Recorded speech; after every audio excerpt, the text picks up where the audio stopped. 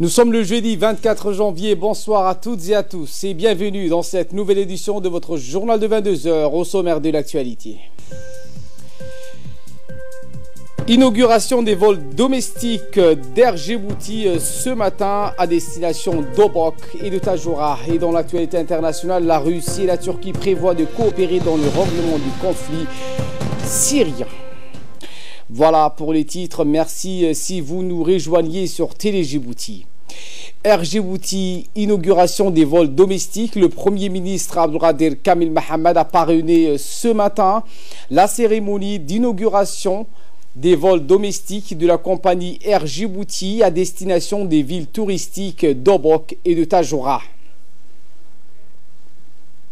C'est à la tête d'une forte délégation que le Premier ministre s'est rendu dans la matinée d'aujourd'hui à Obok et à Tajoura à bord du vol inaugural des futures dessertes domestiques vers ces deux villes touristiques dont le lancement est programmé pour le 31 janvier prochain. La délégation qui accompagnait le Premier ministre lors de cette cérémonie d'inauguration organisée par la compagnie aérienne nationale Air Djibouti était composée de plusieurs membres du gouvernement parmi lesquels le ministre de l'Intérieur, le ministre de la Défense, le ministre des Transports, le ministre délégué à la décentralisation, le secrétaire d'État à la jeunesse et au sport, le médiateur de la République, des officiers généraux des armées, terre, air et mer, dont le général Zakaria Cheikh Ibrahim, le directeur général de la police nationale, le colonel Abdillahi Abdi Farah, Madame le maire de la ville de Djibouti, Fatouma Awali Ousmane, des représentants du système des Nations Unies ainsi que plusieurs directeurs généraux de plusieurs sociétés, parmi lesquels le directeur général de l'aéroport ainsi que le PDG d'Air Djibouti, Abdurrahman Abdillahi. Tous ces beaux mondes a pris la place à bord de 3 avions de type Y-12 d'Air Djibouti d'une capacité de 15 sièges chacun. Eh bien, en effet, les sites touristiques de Godoria, Hugef ou du Sable Blanc présentent d'immenses potentialités touristiques, tout comme la région de Rasséane qui sera avec le lac Abbé et les villes du Sud la prochaine destination desservie par Air Djibouti. La convention de partenariat signée entre Air Djibouti et l'Office national du tourisme répond donc à cette volonté de deux entités à collaborer dans le cadre des efforts du gouvernement visant donc à dynamiser le tourisme interne et l'activité économique des régions nord. Le 3 août 2015, la compagnie aérienne nationale avait inauguré son premier vol d'un avion cargo à destination de Hargeisa. Les vols domestiques d'aujourd'hui témoignent de l'ambition de cette compagnie d'attaquer un marché domestique.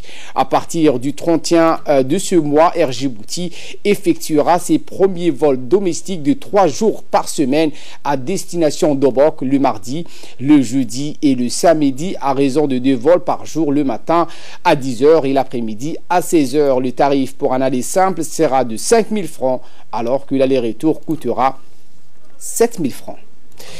Le directeur de la compagnie d'Air Djibouti a déclaré dans son allocution que ces cérémonies d'inauguration honorées par la présence du Premier ministre et la délégation gouvernementale augurent une nouvelle ère qui met fin à une longue absence qui est de 29 ans. Écoutons.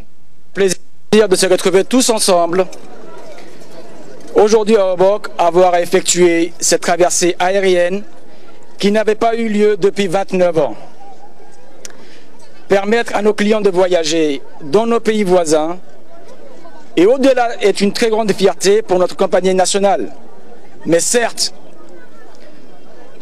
cette fierté est encore plus grande aujourd'hui puisque c'est le lancement de vols domestiques entre la capitale et les régions de l'intérieur.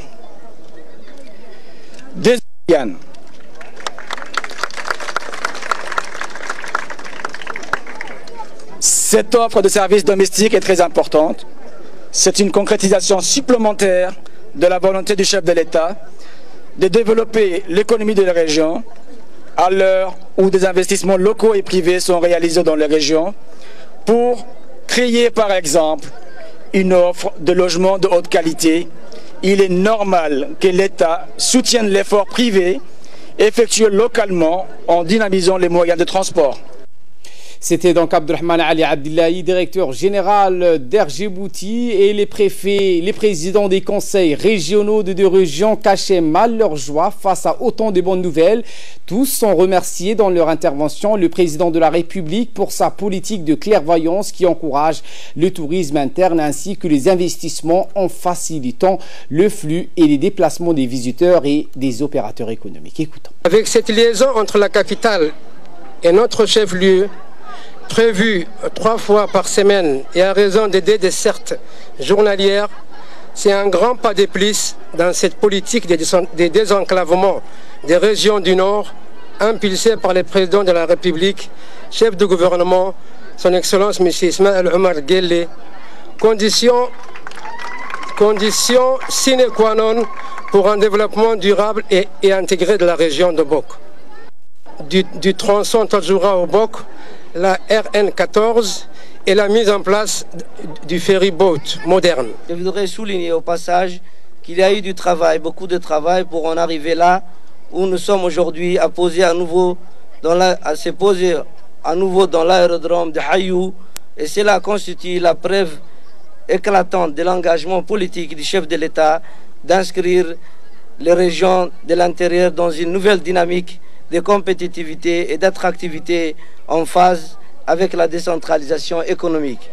Ce vol inaugural empreint de réalisme et d'optimisme se veut avant tout un nouvel élan qui ouvre la voie à de nouvelles opportunités et perspectives économiques aux facettes multiples. Et pour sa part, le ministre de l'Équipement et des Transports, Mohamed Abdelkader Moussa Helem, a annoncé à Obok que cette cérémonie a regroupé de nombreux officiels, les autorités locales et une forte population qui a manifesté sa joie pour la reprise des vols. Le retour des vols Air Djibouti dans les régions nord sera une aubaine pour les populations qui auront la possibilité de se déplacer plus rapidement entre la capitale et les régions à des heures régulières. Fin de citation. À Obok, le Premier ministre Abdelkader Kamil Mohamed a indiqué dans son intervention les avantages de ce dessert domestique de 3 vols par semaine qui vont réduire le temps de déplacement de nos concitoyens vers Hayou et encourager le tourisme interne ainsi que les investissements en facilitant, a-t-il précisé, le flux des visiteurs nationaux et des opérateurs économiques. Le Premier ministre Abdelkader Kamil Mohamed a pris la parole lors de cette cérémonie inaugurale d'Air Djibouti qui annonce le retour des navettes aériennes vers les régions. Le Premier ministre a remercié l'ensemble de la population Hayou pour l'accueil chaleureux réservé à lui et à la délégation qui l'accompagnait pour venir participer à ce vol inaugural d'Air Djibouti. Nous avons, a-t-il indiqué, réalisé des infrastructures routières pour désenclaver l'extrême nord et améliorer ainsi l'accès des biens et des marchandises dans ces régions.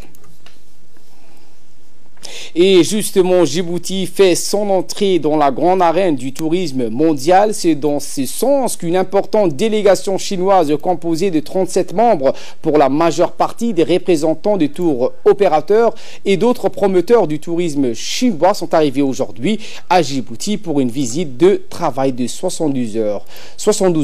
Les détails dans cette séquence.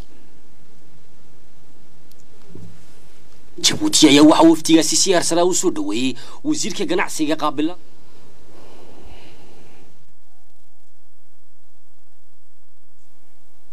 À leur arrivée à l'aéroport international d'Ambouli par le ministre du Commerce et du Tourisme, Hassan Hamad Ibrahim, par le directeur général de l'ONTD, Ousmane Abdi, et par des représentants de la primature et par l'ambassadeur de Djibouti en Chine, Abdallah Abdillahi Miguel, la délégation chinoise va sillonner durant 3 jours notre pays pour découvrir nos plus beaux sites touristiques.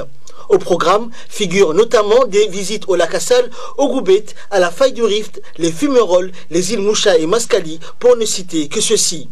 C'est avec un grand enthousiasme qu'ils vont ainsi à la découverte de Djibouti, comme l'a si bien dit Mme Jessica Kwan, PDG d'une tour opérateur. C'est ma première visite à Djibouti. Ma société se trouve à Shanghai et ce genre de sortie est organisé chaque année pour promouvoir le tourisme chinois et en découvrir d'autres.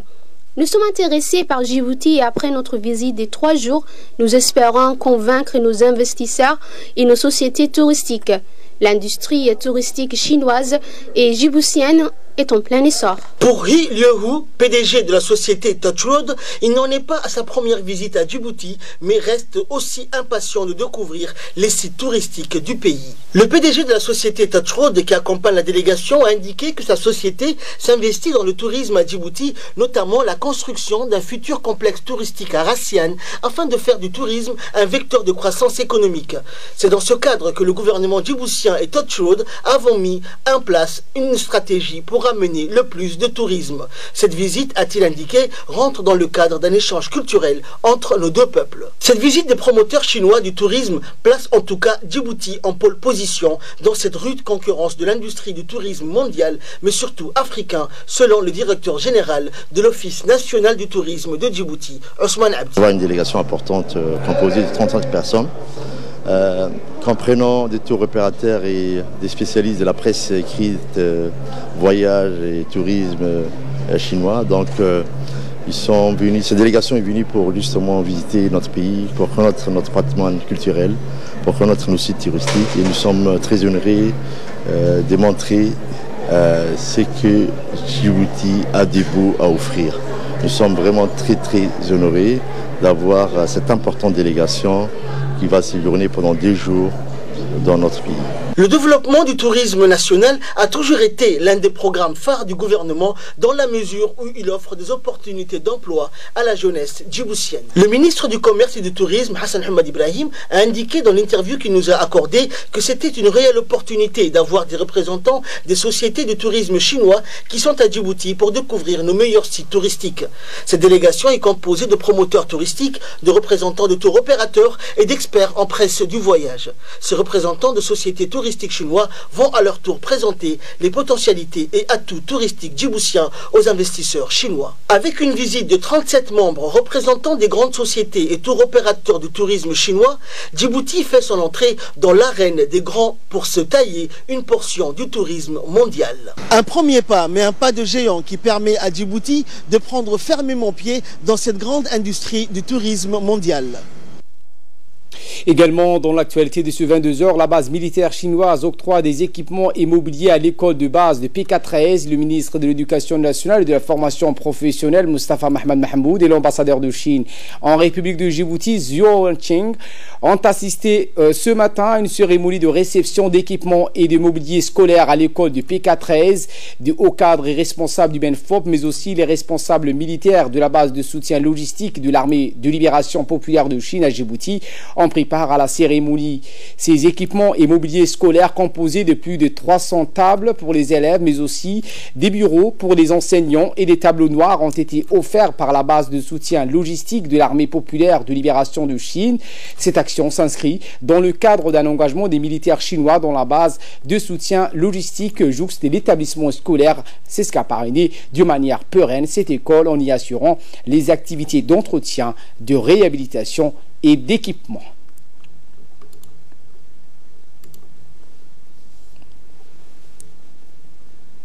Également dans l'actualité, je vous le disais en titre, le lancement officiel du processus d'élaboration de la culture nationale a eu lieu ce matin au Palais du Peuple. L'objectif est de renforcer la culture et le patrimoine du pays en renforçant essentiellement le patrimoine matériel et immatériel. La cérémonie a été présidée par le ministre des Affaires musulmanes, de la culture et des biens Waqf, Moumin Hassan Barre.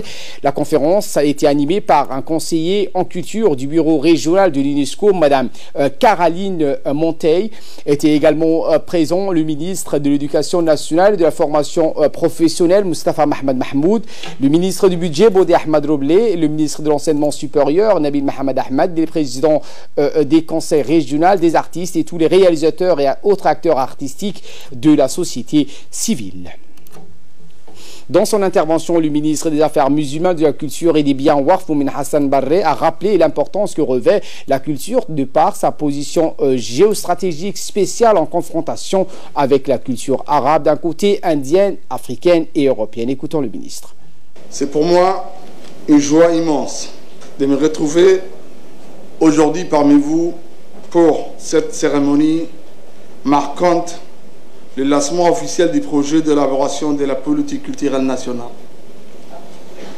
Je voudrais donc, à cette occasion, vous exprimer mes vifs remerciements de nous avoir honorés de votre présence pour donner le coup d'envoi de cette démarche que nous avons tant attendue, pour dessiner les contours de l'avenir culturel de notre pays.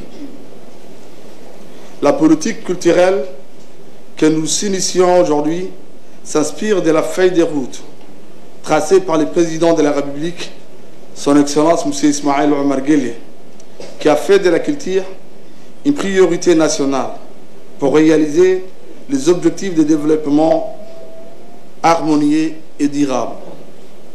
Cette initiative traduit la volonté politique d'intégrer la culture comme composante essentielle dans la vision du président de la République, vision 2035, à laquelle nous aspirons toutes et tous pour raffermir notre identité et consolider notre idéal commun axé sur la paix et l'unité nationale.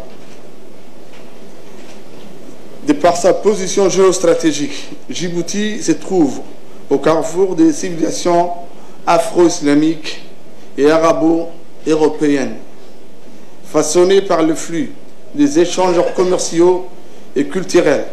C'est ainsi que le peuple djiboutien a développé des valeurs sociétales et religieuses basées sur l'unité, la solidarité, l'ouverture et le respect d'autrui. Dans la deuxième partie de son intervention, le ministre de la Culture et des Biens Waqf s'est exprimé en ces termes. La tenue de cette première rencontre reflète cette détermination d'associer l'ensemble des composantes de la culture djiboutienne afin de dégager une plus grande synergie autour de la culture. Les consultations qui auront lieu contribueront à améliorer les débats et alimenter la réflexion autour de thèmes variés de notre patrimoine culturel et artistique. Mesdames et messieurs, notre objectif est d'impliquer les acteurs et les partenaires à tout le niveau de la vie culturelle du pays, depuis les décideurs politiques jusqu'aux bénéficiaires, en passant par les artistes, les intellectuels, les chercheurs universitaires, les femmes et les jeunes, ainsi que les entrepreneurs culturels. Par ailleurs, nous attachons une importance primordiale à rendre les arts et la culture plus accessibles à nos concitoyens afin qu'ils puissent avoir les moyens de partager leurs passions. Ainsi, de toutes les énergies vouées aux arts et à la culture, émergera de nouveaux talents qui vont assurer la relève et pérenniser la particularité de notre culture nationale. En conclusion, j'adresse mes vifs remerciements à celles et à ceux qui contribuent à finaliser ces projets, convaincus que votre ferme implication dans le développement de notre culture, l'ensemble de vos propositions seront les bienvenues. Et voilà qu'il nous ramène de parler de cette cérémonie de clôture de formation qui a eu lieu ce matin à l'Institut national public et administratif.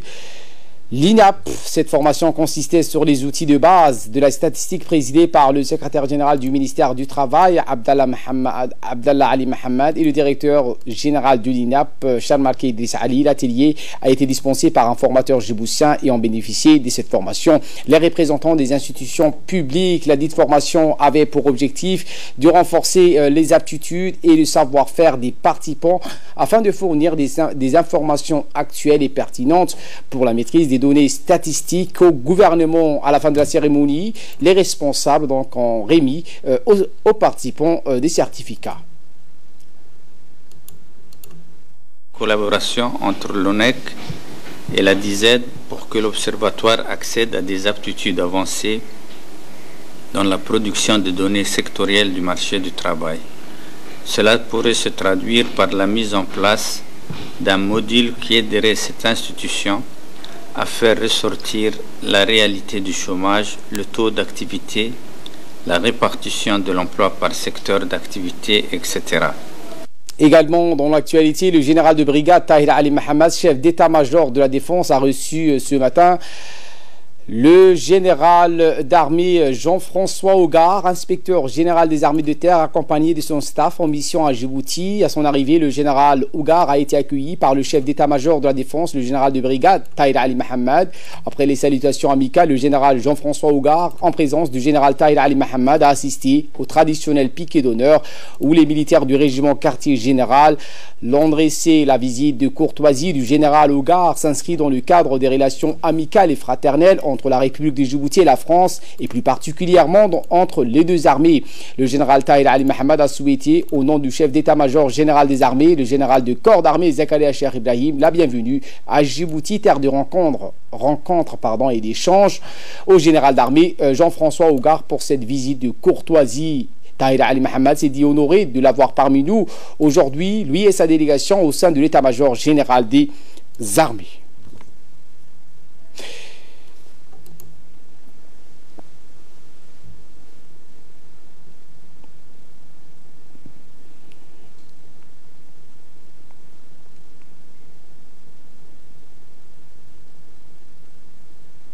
Dans la journée du 22 janvier, le colonel Waïs Omar Bakoré, commandant de la garde-côte, accueilli à la direction générale de l'administration de la garde-côte à l'Escale. Monsieur Hideki Yamaji, directeur de la sécurité maritime du ministre des Affaires étrangères du Japon. Monsieur Yamaji a été reçu avec les honneurs à la direction générale de l'administration de la garde-côte et durant sa visite, il a pu profiter d'une présentation de la garde-côte et plus spécifiquement de ses missions variées visant à assurer la sécurité du domaine maritime djiboutien et les différentes opérations accomplies par la garde-côte djiboutienne. Le visiteur a réitéré les engagements du peuple japonais, pays frère et ami à la République de Djibouti dans la collaboration et la coopération dans le domaine de la sécurité et de la sûreté maritime. Il a également félicité le colonel Waïs Omar Bakoré, commandant de la garde-côte, pour son travail honorable réalisé dans un espace de temps afin de développer la garde-côte djiboutienne.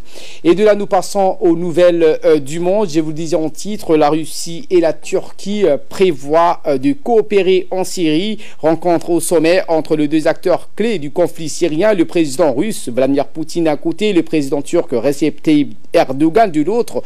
Les deux dirigeants ont convenu hier à Moscou de coordonner les opérations sur le terrain, une avancée qui survient après que les États-Unis ont décidé en décembre de se retirer de ce pays qu'est la Syrie. En Afghanistan, pour terminer, 4e jour des pourparlers USA-Taliban à Doha. Les pourparlers entre une délégation américaine et des représentants des talibans sont entrés aujourd'hui dans leur 4e jour à Doha, au Qatar, où le groupe insurgé possède un bureau politique. C'est ce qu'ont indiqué les talibans. Washington souhaite que les talibans engagent des discussions avec le gouvernement afghan, mais les insurgés ont toujours refusé, arguant que ce dernier n'était qu'une marionnette de Washington. Voilà pour l'essentiel de ce 22h. Merci à vous de nous avoir suivis et très bon suivi du programme sur Télé Djibouti.